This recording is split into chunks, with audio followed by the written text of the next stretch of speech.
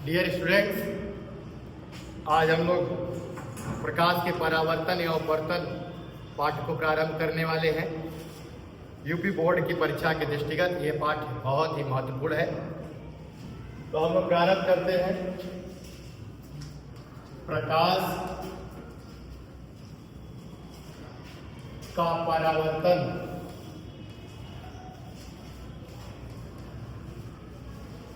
एवं अपवर्तन। देखा जाए कि प्रकाश के दो गुणों को हमें समझना है, परावर्तन एवं अपवर्तन। तो आपके सिलेबस में इन दो गुणों को रखा गया है। इस गुण के लिए आपको दर्पण और इस गुण को समझने के लिए आपको लेंस या प्रिज्म या गुटके की जरूरत पड़ेगी। तो सबसे पहले हम लोग प्रारंभ करते हैं प्रकाश का परावर्तन। देखिए, परावर्तन शब्द से मतलब है टकरा कर वापस आना। इसका मतलब ये कि प्रकाश यहाँ किसी सतह से टकरा कर वापस आना, और टकरा कर वापस आने के लिए सतह की प्रकृति कैसी होनी चाहिए? तो जाहिर सी बात, सतह होना चाहिए अपारदर्शी। अपारदर्शी होगा तो क्या होगा? प्रकाश जब गिरेगी, आर पार दिखाई नहीं दे रहा है तो दूसरे तरफ नहीं जाएगी। और जिस सतह पे गिरे वो सतह कैसा हो? चिकना हो, चमकीला हो, तो उसी माध्यम में सबकी सब क्या होगी? वापस लौट जाएगी।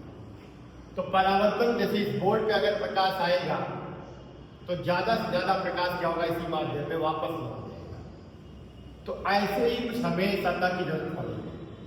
तो सतह अपारदर्शी हो, चमकीला सतह हो, तब हम परावर्तन की घटना को समझ पाएंगे।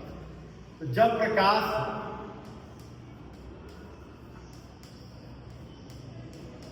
किसी अपारदर्शी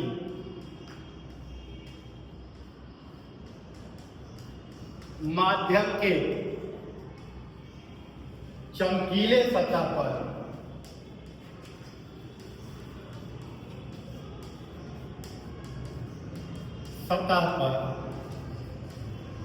आपतित होता है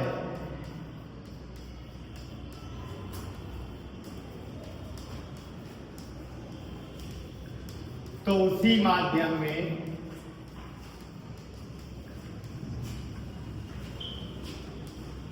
वापस लौट जाता है,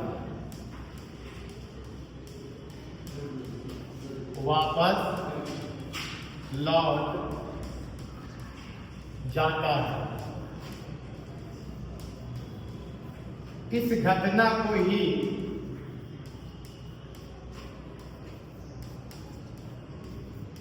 प्रकाश का परावर्तन। कौन बात आ रही है? तो ये एक इंसिडेंट, एक घटना, यानी कि कोई ऐसा पृष्ठ है जो कि क्या है? अपारदर्शी है, यानी इसके आर पार दिखाई नहीं दे रहा है, और जिस पे प्रकाश गिर रही है वो सतह कैसा है? चमकीला। तो जब प्रकाश इस पर आपतित होगी तो इसी माध्यम में क्या होगी? वापस लौट जाएगी। तो ये हो गई आपतित प्रकाश।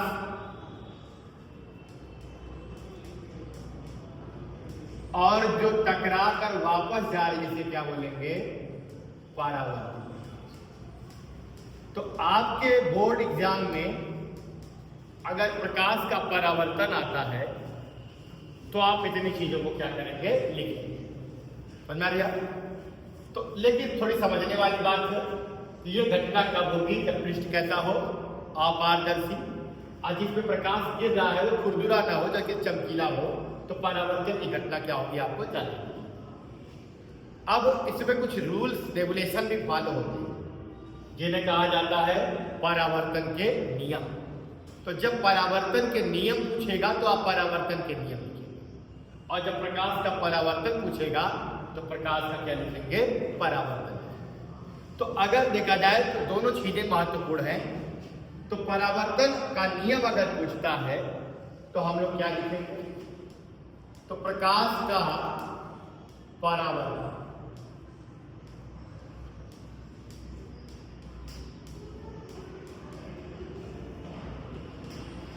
ये तो पढ़ लिया क्या। अब प्रकाश के परावर्तन का नियम, इसको मैं शॉर्ट में हेडिंग कर दे रहा हूं, परावर्तन का नियम। अब बात क्या है कि अगर प्रकाश किसी सतह पर गिर रहा है, चमकीले सतह पर गिर रहा है, दूसरी तरफ पेंटेड है, कलई की गई है, तो दूसरे माध्यम प्रकाश नहीं जाएगा, वापस लौट के आएगा, वही परावर्तन है। तो क्या रूल फॉलो होगा आइए समझो। तो परावर्तन संबंधी मुख्यतः दो नियम, मुख्यतः दो नियम, ठीक है। तो आपको दोनों नियम लिखने पड़ेंगे, पर पहले लिख लेते हैं क्या, प्रथम नियम। अब ये प्रथम नियम क्या है, तो जो प्रकाश सतह पे आ रही से क्या बोलेंगे हम लोग, आपतित प्रकाश, और सतह से टकरा कर जो वापस जा रही है उसे क्या बोलेंगे, उसे बोलेंगे परावर्तित प्रकाश।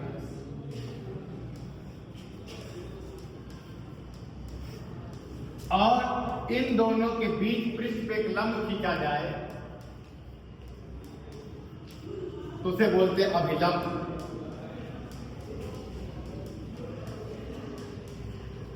ये तीनों एक ही तल में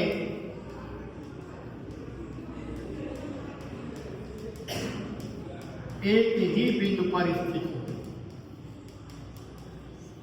बिंदु पर स्थित होते हैं।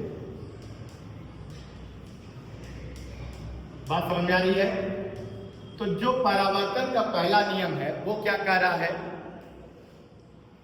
कि आपतित प्रकाश, परावर्तित प्रकाश एवं अभिलंब तीनों एक ही तल पे एक ही बिंदु पर स्थित होते हैं।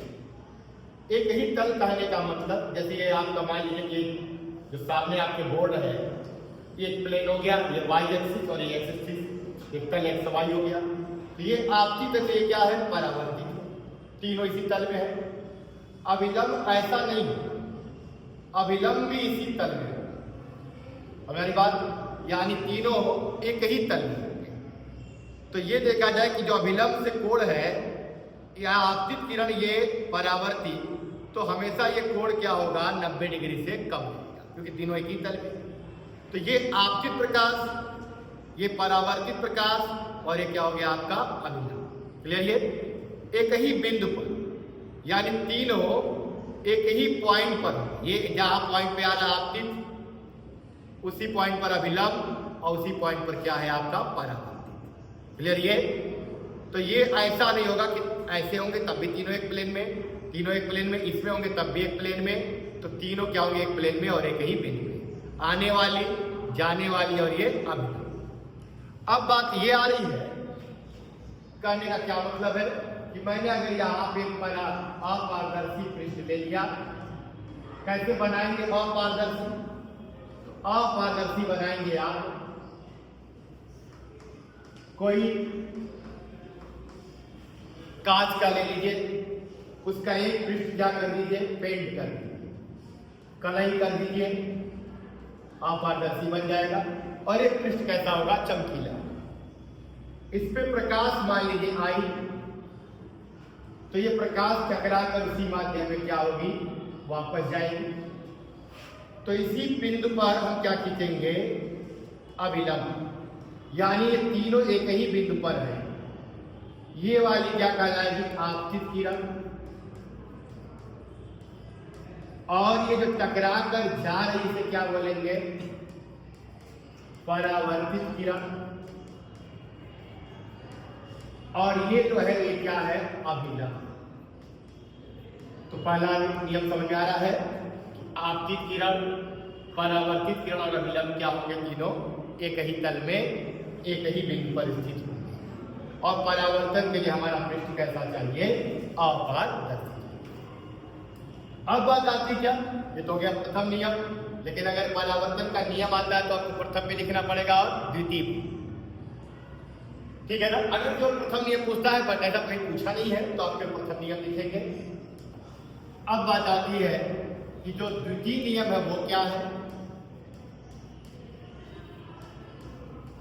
Second law. तो यहां पे देखा जाए कि ये पृष्ठ था और पृष्ठ कैसा था, अपारदर्शी, ओपेक। ये वाली किरण क्या बोली गई थी, आपतित, और ये क्या बोली गई थी, परावर्तित। ये परावर्तित किरण और ये आपकी कौन सी है, आपतित किरण। और इस बिंदु पर ये क्या है, अभिलंब। तो अभिलंब से जितना ये कोण बन रहा है इसे बोलते हैं आपतन। क्या बोलते हैं, यानी आई क्या है, आपतन। सही है। किसके किसके बीच कोण है, आपतित किरण और अभिलंब के बीच। अगर आई इधर है तो आर इधर होगा, यानी ये एंटी क्लॉकवाइज से क्या हो गया, क्लॉकवाइज। तो आर क्या है, परावर्तन। और आप ये जानिए कि जितना ये कोण होगा उतना ये कोण, बस दिशा दूसरे अपोजिट है। रेज ऐसे आई तो ऐसे गई और ऐसी आएगी तो ऐसे जाएगी, तो ये दोनों विपरीत हो। तो पहला नियम समझ में आया, आपतित किरण परावर्तित किरण अभिलंब की एक तल में। दूसरा क्या नियम है, ये दोनों कोण बराबर होते हैं, जितने कोण पर आएगी उतने कोण पर जाएगी। तो आपतन कोण एवं परावर्तक कोण दोनों एक दूसरे के समान होते हैं। समझ, अर्थात ये आपतन कोण और ये क्या है, परावर्तन कोण। तो आपतन कोण जिसको हम लोग लिख रहे हैं किससे, आई से। ये 30 डिग्री होगा, ये भी 30 डिग्री होगा, एंटी क्लॉकवाइज में ये क्लॉकवाइज। तो आपतन कोण बराबर क्या हो गया, परावर्तन। ये आपका क्या है, परावर्तन संबंधी द्वितीय नियम। बात समझ आ रही है। तो अगर परावर्तन का नियम पूछता है तो आप परावर्तन के प्रथम नियम को भी लिखेंगे और परावर्तन के द्वितीय नियम को भी लिखेंगे। रेज आई और रेज चली गई, तो जो आ रही है वो आपतित किरण और जो जा रही है वो क्या है, परावर्तित किरण। इसी बिंदु पे आप अभिलंब खींचिए, तो ये आपतन कोण और ये परावर्तन कोण, ये दोनों क्या होंगे, बराबर। और आपतित किरण यहीं से परावर्तित किरण और अभिलंब तीनों क्या होंगे, एक तल में एक ही बिंदु पे क्या होंगे, स्थित होंगे। चलिए, तो वो और ये दोनों मिला के आपके नियम हो गए किसके, परावर्तन। परावर्तन के नियम में थोड़ा समझें कि अगर हमें कभी कभी ऐसा पूछ लेता है कि अगर ये 30 डिग्री पे गिरा तो ये भी कितना होगा, 30 डिग्री। ये 60 पे गिरा तो ये भी कितना होगा, 60। और अगर 0 पे गिरा तो थोड़ा सा इसमें हम लोग ये देखते हैं कि अगर मान लीजिए ये पृष्ठ कैसा है, अपारदर्शी, यानी इस पे पेंट किया गया होगा, यहाँ शाइनिंग वाला सरफेस चमक रहा होगा। अगर इस पे कोई ऐसे रेज गिरे अभिलंबवत, तो लंब हमेशा 90 डिग्री कोण बनाता है, तो लंब भी इसी डायरेक्शन में हो जाएगा। तो लंब और आपतित किरण एक ही लाइन में है, तो लंब से आपतित किरण कितना कोण बना रहा है, 0। यानी ये देख लिया जाए कि यहाँ पे आपतित किरण अभिलंब की दिशा में या आपतित किरण लंबवत आपतित होगा, तो I बराबर 0 तो R बराबर भी क्या होगा, 0। यानी जैसे आया है अब ऐसे ऐसे कैसे जाएगा, तो यहाँ R भी क्या हो जाएगा, 0। तो जैसे आया उसी डायरेक्शन में क्या होगा, वापस चला जाएगा। यानी अभिलंबवत अगर आपतित हो रहा है, अभिलंबवत यानी लंब की दिशा में आ रहा है, दर्पण से 90 डिग्री कोण बना रहा है, तो अभिलंबवत आपतित किरण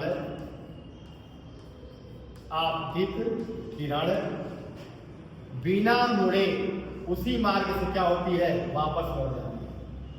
उसी मार्ग से, या मैं कह लूं परावर्तन के पश्चात जब गिरी, टकराई, परावर्तन हुआ, तो परावर्तन के पश्चात उसी मार्ग से वापस लौट। अगर यह किसी कोण पे आ रही है तब तो ठीक है, कोण बनाते हुए जाएगी, लेकिन अगर पृष्ठ पे लंबवत गिरी तो उसी माध्यम में क्या होगी, वापस उसी रास्ते से वापस। जैसे मान लीजिए कि अगर यहाँ पे ये आपको क्या है, दर्पण है, दर्पण का एक पृष्ठ पेंट होता है, एक पृष्ठ चमकदार होता है, चमकदार वाले में प्रकाश गिरेगा तो परावर्तन होगा। तो अगर मान लीजिए कि ये रेज ऐसे गिरी तो ये यहां से कितना कोण बना रही है, 90, तो ये लंबवत हो गई, क्या हो गई, तो अब बिना मुड़े क्या होगी, ये वापस चली जाएगी, क्योंकि आई बराबर 0 तो आर बराबर क्या होगा, 0। तो बात आ रही है। लेकिन अगर यहीं पे हम लोग देखें कि दर्पण यही है, अब यहां पे प्रकाश किसी कोण पे आए, जब किसी कोण पे आएगी तो लंब तो ये है, तो लंब से जितना कोण बना ये क्या है, आई, क्या है, आई, और फिर तिनाई कोण पे क्या होगी, टकरा कर जाएगी, ये क्या हो जाएगा, आर, और आई और आर दोनों क्या होंगे, बराबर। तो जब लंबवत आ रही है तो बिना मुड़े उसी मार्ग में वापस, किसी कोण पे आ रही है तो इधर आपतन कोण है तो इधर क्या है, ये क्या आपका है, ये आपका क्या है, अभिलंब, क्या है।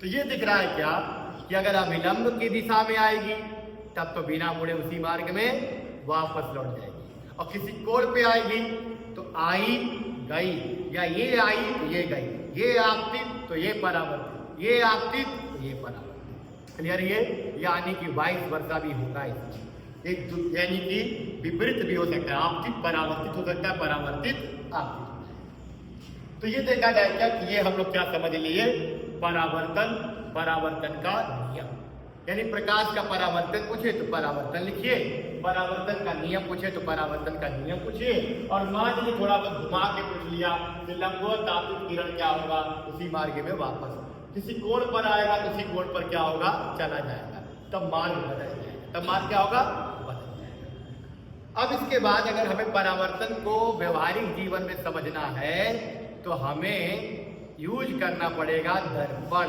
तो अगला टॉपिक हम लोगों का क्या होगा, दर्पण।